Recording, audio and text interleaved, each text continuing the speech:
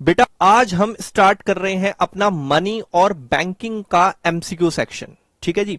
वैसे तो हमने बहुत सारी ऑफलाइन क्लासेस में ये बातें डिस्कस कर रखी हैं, बुक के एक एक क्वेश्चंस को हमने अच्छे से अटेंड कर रखा है, लेकिन फिर भी अब एग्जाम टाइम चल रहा है तो हम धीरे धीरे कुछ ऐसे एमसीक्यूज निकाल रहे हैं जो अच्छे हैं, जो बोर्ड के पॉइंट ऑफ व्यू से पहले भी पूछे हुए हैं और पूछने के चांसेस ज्यादा हैं, और कुछ ऐसे एमसीक्यूज की लिस्ट बना रखी है कि भाई जिससे ना पूरा चैप्टर भी एक बार रिकॉल में आ जाता है। ठीक है जी।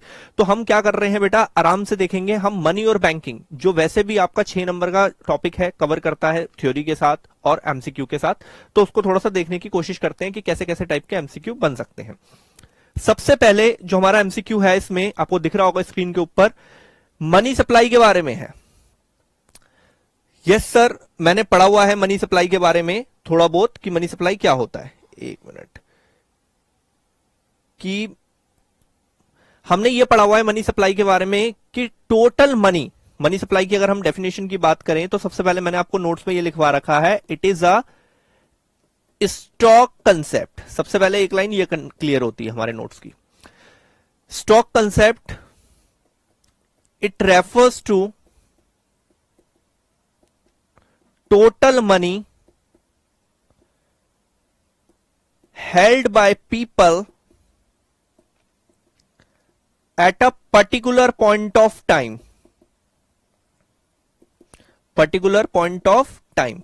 अब मेरे भाई बात सुनिए, अब आप एग्जाम से कुछ 15 दिन दूर हैं इको के, अपने क्लास 12th के एग्जाम से, तो हमने ये बातें डिस्कस कर रखी हैं कि मनी सप्लाई का कंसेप्ट कुछ ऐसा होता है कि पूरे एक पर्टिकुलर पॉइंट ऑफ टाइम के अंदर हमारे देश में जितने भी लोग हैं उन्होंने अपने पास कितना पैसा होल्ड करके रखा है, उसको हम मनी सप्लाई बोलते हैं। तो होल्ड करके रखा हुआ है, it is a one kind of stock concept. और जो हमने इससे पहले वाले क्वेश्चन में हमने ये भी डिस्कस करा हुआ है कि स्टॉक और फ्लो का मीनिंग हमें अच्छे से पता है। स्टॉक जो होता है एक पर्टिकुलर पॉइंट ऑफ टाइम पे देखा जाता है, जैसे कि यहां पर लाइन आ भी रही है, और फ्लो जो है over a period of time देखा जाता है। तो क्वेश्चन में सिर्फ इतना पूछा गया था कि मनी सप्लाई इज अ, तो डेफिनेशन आप खोलिए मेरे नोट्स को अच्छे से देखिए, वहां पे मेंशन है it is a stock concept. ए, लोगों ने जो पैसा अपने पास होल्ड करके रखा होता है उसे बोलते हैं मनी सप्लाई। ठीक है जी। फिर आता है मनी सप्लाई के अंदर हमने पढ़ा था, अब हम क्वेश्चन नंबर 2 को देखते हैं। M1 पढ़ा था बेटा, C plus DD plus OD करके पढ़ा रखा है। ठीक है जी। सी का मतलब currency with the public, D का मतलब डिमांड डिपॉजिट्स होता है। बेटा अच्छे से सुन लीजिए, डिमांड डिपॉजिट्स के अंदर हमारा सेविंग अकाउंट भी आता है, करंट अकाउंट भी आता है, ये भी क्वेश्चन पूछा हुआ एग्जाम में। तो डिमांड डिपॉजिट, जब आप पैसा डिमांड करते हैं बैंक आपको आपका पैसा वापस कर देता है। इस इक्वेशन से ही ये क्वेश्चन नंबर 2 सॉल्व हो जाएगा। और एक चीज और पढ़ा रखी है कि M1 is also known as narrow money, M1 is also known as narrow money, ये भी क्वेश्चन है। तो all deposits in the bank, नहीं, ऑल डिपॉजिट्स में FD वगैरह भी आ जाता है, नहीं। तो यहां पर आ गया DD, demand deposits, only demand deposits in the bank. तो आंसर इज बी, ध्यान रखिएगा। ठीक है जी। अब हम आते हैं क्वेश्चन नंबर 3 पे। एक थोड़ा सा हमारा पूरा चैप्टर भी ब्रीफिंग हो जाता है, लेकिन उसके लिए मस्ट है कि डायरेक्ट एमसीक्यू ना करें, आप पहले अपने कंसेप्ट क्लियर करें, अच्छे से पढ़ें, उसके बाद एमसीक्यू सेक्शंस के लिए ये वीडियोस को आप अच्छे से देखें। उसने बोला है with lowering the margin requirement. सबसे पहले तो एक चीज क्लियर कर लो, मार्जिन रिक्वायरमेंट क्या होता है। हम जब बैंक से लोन लेने जाते हैं, बहुत अच्छे से पढ़ा रखा है, बैंक से लोन लेने जाते हैं तो हमें मिलती है सिक्योरिटी देनी पड़ती है। मैंने 20 लाख रुपए का फ्लैट दिया बैंक को, वो हमें लोन कितने का ऑफर करेगा सर, 15 लाख का। ऑब्वियस सी बात है, वो अपने हाथ में बेनिफिट रखेगा। कितने लाख का बेनिफिट रखा है उसने, 5 लाख का। ये बात हम डिस्कस कर चुके हैं। तो यही मार्जिन होता है। तो मार्जिन का डेफिनेशन क्या बन रहा है, it is the difference between security amount and loan amount offered by the commercial banks. ठीक है, तो ये हो गया मार्जिन।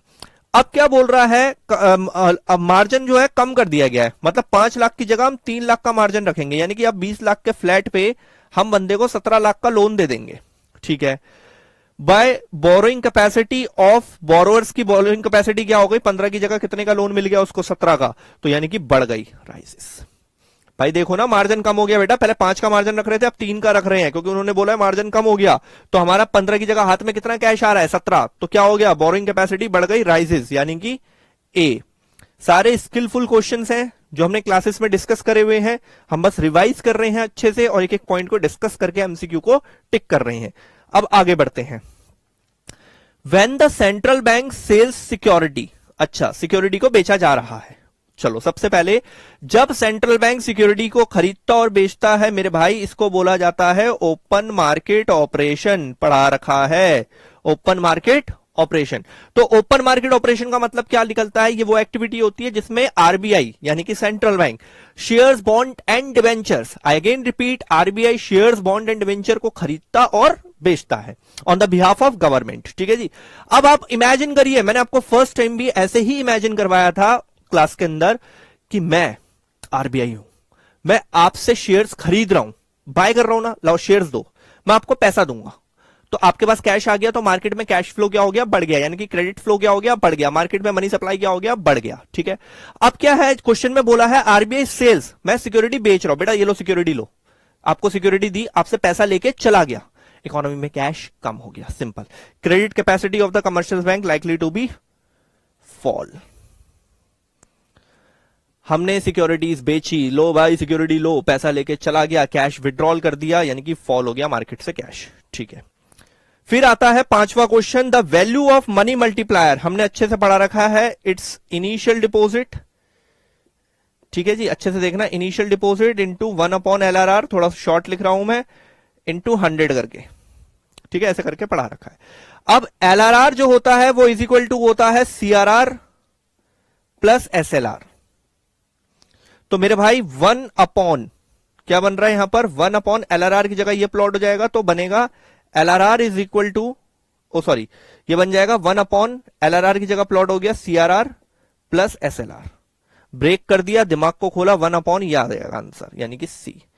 मैं फिर से रिपीट कर रहा हूं मेरे भाई, मनी मल्टीप्लायर का फॉर्मूला होता है initial deposit into 1/LRR into 100। तो उसने LRR ना लिखकर LRR की जगह हम क्या लिख सकते हैं? CRR plus SLR। तो 1/LRR की जगह हमने क्या लिख दिया? CRR plus SLR। तो ये C ऑप्शन हो गया। इतना आपको पता होना चाहिए, ये पढ़ाया गया आपको मनी क्रिएशन के अंदर। ठीक है जी, चलिए आगे बढ़ते हैं। क्वेश्चन नंबर अब हम देखेंगे 6 को। देखिए, मनी सप्लाई के बारे में बात हो रही है। ओहो, ये डेफिनेशन मैंने अभी ऊपर लिख के समझाई है यार। मनी सप्लाई का मतलब होता है total money held by the people at a particular point of time. It is a stock concept. Total money held by public at a particular point of time. Particular point of time, यही definition मैंने अभी starting में लिखी थी, तो ए हो गया। आपको बारीकी से क्वेश्चंस को पढ़ने हैं। ठीक है जी। फिर उसके बाद creation of money by commercial bank. Commercial bank जो क्रिएशन करता है मनी का, वो कैसे करता है? याद करो, हमने अच्छे से पढ़ा था, बैंक के पास एक इनिशियल डिपॉजिट आई है 1 लाख रुपए की, उसमें से बैंक ने LRR मेंटेन करा 10%। अब बचा हुआ पैसा बैंक आगे लोन में देगा, फिर जिस बैंक को देगा थ्रू चेक देगा, इस टाइप में चलेगा। और मैंने ये क्लास में अच्छे से डिस्कस करवाया था कि बैंक के पास जो डिपॉजिट आती है, ध्यान से सुनना, 3 क्वेश्चन कवर कर रहे हैं। बैंक के पास जो डिपॉजिट आती है उसी पे मेंटेन होता है CRR और उसी पे मेंटेन होता है SLR। उसी पे मेंटेन होता है CRR और उसी पे मेंटेन होता है SLR। और डिपॉजिट के बेसिस पे ही बैंक आगे लोन देता है और मार्केट में क्रिएशन होता है। अगर किसी बैंक के पास डिपॉजिट ही नहीं आ रही तो लोन देने के लिए भी सक्षम नहीं है, क्योंकि उस पर पैसा ही नहीं आ रहा। तो मेरे भाई बहुत सिंपल कंसेप्ट है, creation of money by commercial bank refers to creation of bank deposits.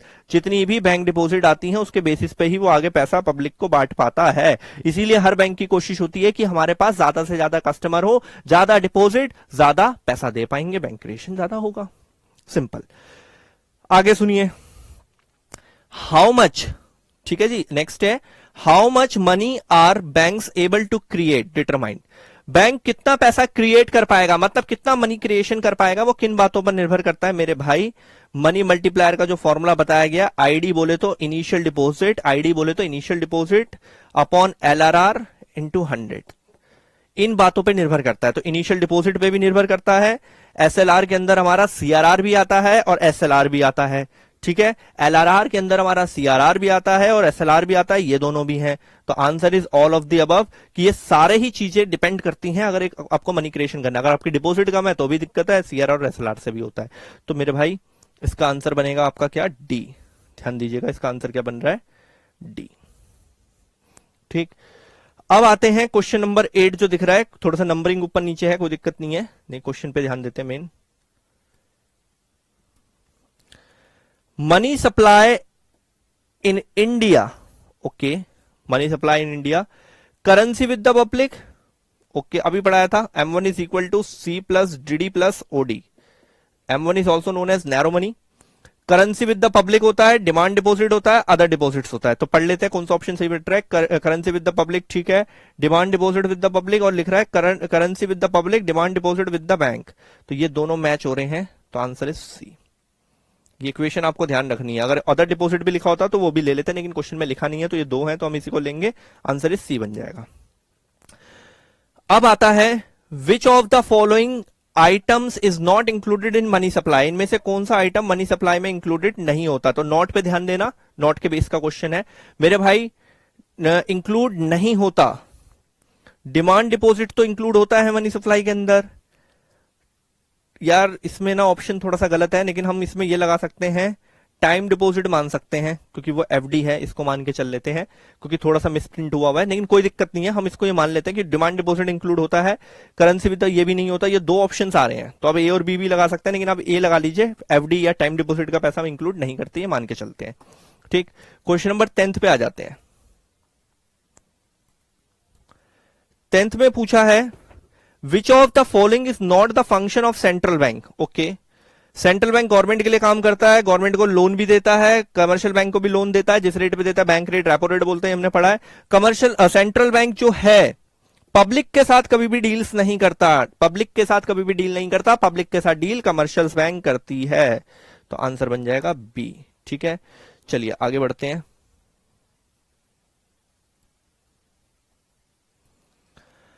Which of the following agency is responsible for issuing 1 rupee currency note? Ministry of Finance, Head Office Mumbai, Nasik। बहुत बार पढ़ाया गया, Ministry of Finance, Head Office Mumbai, Nasik। Ministry of Finance, C। ठीक है जी। Next, dash is the main source of money supply in the economy। Dash is the main source of money supply in the economy। A and B होगा option ये। ठीक है, तो central bank भी role play कर रहा है, commercial bank भी रोल प्ले कर रहा है, and both A and B यानी कि सी मनी सप्लाई को फ्लो करने में। The value of deposit multiplier is equal to 1 upon LRR। कितनी बार हो गया यार ये क्वेश्चन। चलिए देन उसके बाद हम आते हैं क्वेश्चन नंबर 14 पे। Which bank in India is the controller of credit? यार RBI, बात खत्म। Reserve bank of India, established in 1935, nationalisation is 1949। आपको पढ़ाया गया है बहुत अच्छे से। ठीक है, ये सारे के सारे axis bank, ICI bank, Punjab national bank, ये सब कमर्शियल बैंक है। आरबीआई जो है पूरी इकोनॉमी को कंट्रोल करता है, मनी सप्लाई को। एंड फॉरेन एक्सचेंज कस्टडाइन का काम भी कौन करता है? हमारा आरबीआई करता है। मैं आपको इसलिए सुना रहा हूं कि सुने हुए क्वेश्चन होते हैं, मैक्सिमम सुना जाए, मैक्सिमम सीखा जाए, क्योंकि कुछ ही दिन है एग्जाम में, तो अच्छे से हमारा क्लियर हो जाए। तो आरबीआई यानी कि वो पूरे क्या करता है, मनी सप्लाई को कंट्रोल करता है इकोनॉमी के अंदर। जैसा कि हमने इसकी डेफिनेशन को पढ़ा हुआ है अच्छे से नोट्स वगैरह में। It is an apex institution which controls entire banking system in the country and money supply in the economy. ठीक, the ratio of total deposits that a commercial bank has keep with Reserve Bank. जो भी पैसा बैंकों के पास आता है उसका एक मिनिमम रिजर्व रखवाना पड़ता है आरबीआई के पास। It's known as CRR. और जो अपने पास रखता है कैश फॉर्म में उसे एसएलआर बोलते हैं, और दोनों को मर्ज करते हैं तो एलआरआर बोलते हैं। तो जो आरबीआई के पास रख रहे हैं उसे क्या बोलते हैं हम? Cash reserve ratio. सिंपल। अच्छा जी, चलिए सर, बहुत अच्छा, मजा आ रहा है। अब आगे बढ़ते हैं क्वेश्चन नंबर 16 में। नंबर ऑफ, ये थोड़ा सा मिसप्रिंट है, नंबर ऑफ डैश लाइंस होगा। टोटल डिपॉजिट में इनिशियल डिपॉजिट्स। एक मिनट रुक जाइए, इस क्वेश्चन को मैं देख लेता हूं एक बार ओरिजिनल फाइल में क्या है, फिर करते हैं। देखिए ये जो क्वेश्चन है इसमें मिसप्रिंट था तो मैंने ठीक कर दिया है। द नंबर ऑफ टाइम्स, ठीक है, द टोटल डिपॉजिट जो बैंक के पास आई है would be of the initial deposits is determined by LRR। Sir मतलब समझ में नहीं आया। मतलब कि जो आपका पैसा है, ध्यान से समझिएगा, बैंक LRR रखता है डिपॉजिट में से, और LRR के अंदर दोनों आता है, CRR प्लस SLR। तो वो डिपेंड करता है कि आप कितने टाइम से उसको बनाएंगे। अगर आपका LRR का रेशियो बढ़ता जा रहा है तो इसका मतलब आपको ज्यादा पैसा CRR आरबीआई पे रखवाना है, ज्यादा पैसा कैश फॉर्म में रखना है। अगर LRR बढ़ रहा है तो इसका मतलब आपको CRR भी बढ़ गया आपका, और SLR भी बढ़ गया। आपको पैसे जो है रिजर्व ज्यादा करने हैं, तो सामने वाले को लोन देने की पावर आपकी कम हो जाएगी, तो वो मल्टीप्लिकेशन चेन आपकी रुक जाएगी, जो हमने पढ़ा हुआ है मनी क्रिएशन के कंसेप्ट के अंदर। तो लीगल रिजर्व रेशियो पे डिपेंड करता है। अगर ये कम होगा तो हमें ज्यादा कम पैसा रिजर्व में रखना है, हम लोन ज्यादा दे पाएंगे तो वो टाइम्स ज्यादा हो पाएगा पैसा मार्केट के अंदर। इस टाइप का कंसेप्ट है। मैं बार बार बता रहा हूं, सीआरआर हम आरबीआई पे रखवाते हैं, एसएलआर हम खुद रखते हैं इन फॉर्म ऑफ कैश। बचा हुआ पैसा लोन में देते हैं और इन दोनों का मर्चर एलआरआर होता है। बस इतना सा कंसेप्ट है। The part of LRR keep by the banks themself, जो पैसा वो खुद रखते हैं बैंक वाले। एलआरआर के अंदर वो पार्ट जो वो खुद रखते हैं एसेट्स फॉर्म में, कैश फॉर्म्स में, लिक्विड फॉर्म में, इज कॉल्ड एसएलआर। और जो आरबीआई पे रखवाते हैं वो सीआरआर होता है। ठीक, चलिए जी क्वेश्चन नंबर 18 पे आते हैं। If an economy is control, recession चल रहा है। रिसेशन मतलब अगर आपको याद हो, आपने अब तो पूरी इकोनॉमिक्स पढ़ ली है, डिफ्लेशनरी गैप चल रहा है वन काइंड ऑफ, जहां पे इकोनॉमी के अंदर कैश फ्लो नहीं है, कैश डाउन है। जैसे कि लॉकडाउन हमारा एक रिसेशन पीरियड था, तो लॉकडाउन में हमारे पास इकोनॉमी के अंदर कैश फ्लो नहीं था, तो मार्केट में क्रेडिट फ्लो नहीं है, इकोनॉमी नीचे चल रही है। Like most of the eurozone Nations, जो भी है कोई भी नेशन हो, ये आपको कंफ्यूज करने के लिए दिया गया है। Which of the following can appropriate, तो हमें क्या करना चाहिए? हमें सबसे पहले रिड्यूस कर देना चाहिए बैंक रेट, बैंक रेट या रेपो रेट अगर हम कम कर देंगे तो commercial bank taking more loans, और फिर वो आगे कस्टमर को भी ज्यादा लोन देंगे और मार्केट में कैश फ्लो बढ़ेगा। यस, और हमें रिसेशन में कैश फ्लो मेरे भाई बढ़ाना होता है, क्योंकि मार्केट में पैसा नहीं है, कैश बढ़वाना है। डिफ्लेशनरी गैप का क्वेश्चन है वन काइंड ऑफ, अगर आप अच्छे से पढ़कर बैठे हैं तो एग्रीगेट डिमांड का डिफ्लेशनरी गैप यहां पर लिंक होता है। सीआरआर भी कम कर दो भाई, मतलब आरबीआई ये बोल रहा है कमर्शियल बैंक को कि तुम हमें कम पैसा दो, हमारे पास कम रिजर्व रखवाओ, आप लोन दो पब्लिक को, तो मार्केट में कैश बढ़ेगा और रिसेशन ठीक होगा। मार्केट में कैश बढ़ेगा, रिसेशन ठीक होगा, मतलब ये दोनों अप्रोचेस सही हैं, यानी कि बोथ ए एंड बी। ठीक, तो चलिए आज हमने मैक्सिमम ये 18 क्वेश्चंस थे कुछ जो हमने कंप्लीट करे हैं, और साथ साथ बहुत सारी चीजें डिस्कस भी करी हैं ताकि आपका एक बार रिकॉल हो जाए अच्छे से। अब जैसे कि मैं हमेशा बताता हूं, नेक्स्ट वीडियो में हम मिलेंगे एग्रीगेट डिमांड के साथ। एग्रीगेट डिमांड वाला जो पूरा चैप्टर है, जो 12 नंबर का अप्रॉक्सली आपसे पूछा जाएगा फाइनल के अंदर, तो उसके क्वेश्चंस करेंगे। कंजम्पशन सेविंग जो भी है, multiplier, investment multiplier, working of investment multiplier, ये सबके बेसिस पे क्वेश्चंस करेंगे। आप थोड़ा सा चैप्टर को अच्छे से व्यू करके रखें ताकि हम नेक्स्ट में इसको बढ़िया तरीके से कर पाए और उसके एमसीक्यू टैकल करेंगे।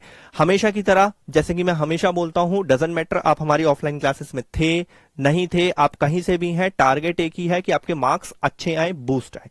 तो आपको अगर किसी भी प्रकार की कोई समस्या होती है तो आप इंडिविजुअली मेरे से इस नंबर पर कांटेक्ट करके ले सकते हैं। ठीक है जी, और किसी भी प्रकार के आपको नोट्स, मटेरियल, कुछ भी XYZ चाहिए, या हमारे टेलीग्राम चैनल पे ज्वाइन होना है ताकि आपको और मटेरियल मिल सके, एग्जाम आपका अच्छा हो सके, बेहतर से बेहतर हो सके, तो आप इस नंबर पे मेरे को मैसेज कर सकते हैं और कभी भी डाउट ले सकते हैं बिना झिझके कि आप कभी मेरे से फेस टू फेस में मिले हैं या नहीं मिले हैं, कोई मतलब नहीं है इस बात का। आप डाउट के लिए इस नंबर पे मैसेज कर सकते हैं। क्लियर? चलिए नेक्स्ट में मिलेंगे, तैयारी अपनी जारी रखिए, नेक्स्ट में मिलेंगे एग्रीगेट डिमांड के साथ, तो उसको कंप्लीट करेंगे।